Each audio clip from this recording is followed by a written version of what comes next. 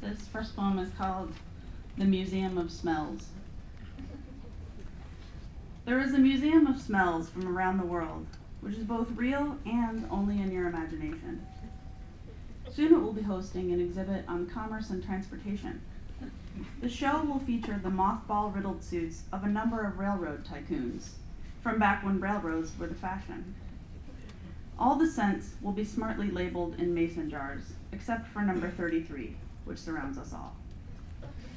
The real museum displays a coffee can between each item, so you can neutralize one smell before moving on to the next.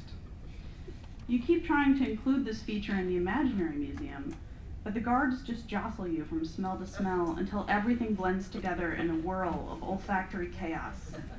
The grass in your childhood lawn, the heat of West Africa, the breath of old men, and every woman you've ever touched.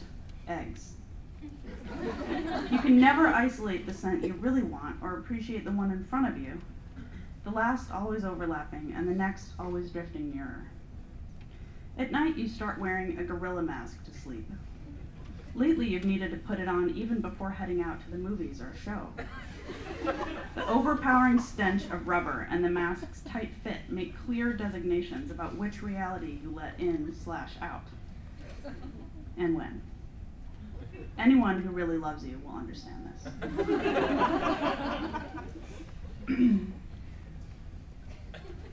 Cuckoos.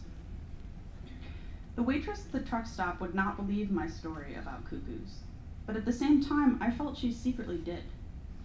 How they sneak their eggs into other bird nests and push out the real eggs.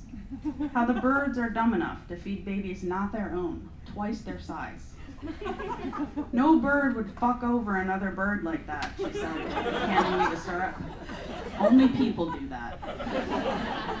Her fingers cradled the string of a giant balloon on which all the tragedies of the natural world were inscribed.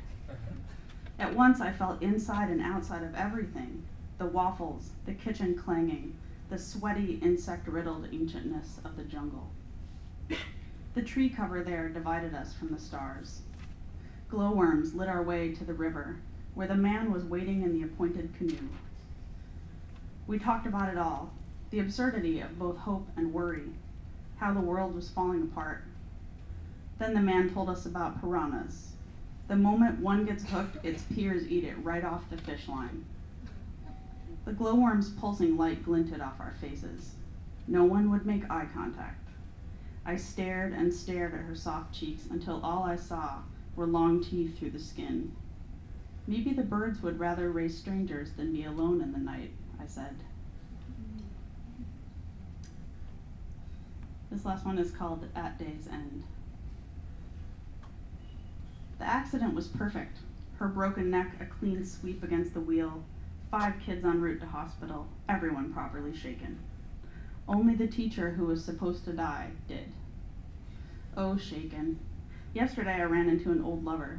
She wanted to avoid me, I could tell, but she was so pregnant she couldn't avoid anything. The talking, all awkward pause and power play, sweaty hands and ambiguity, affection like an oil spill. We marinated in our discomfort. An old man screamed, "Fuck!" from the corner. Schizophrenic, we said, with all the gravity of someone else's lot. That's a wrap, said God, walking off to light a cigarette, listen to Coltrane, and stare into the vast reaches of the universe.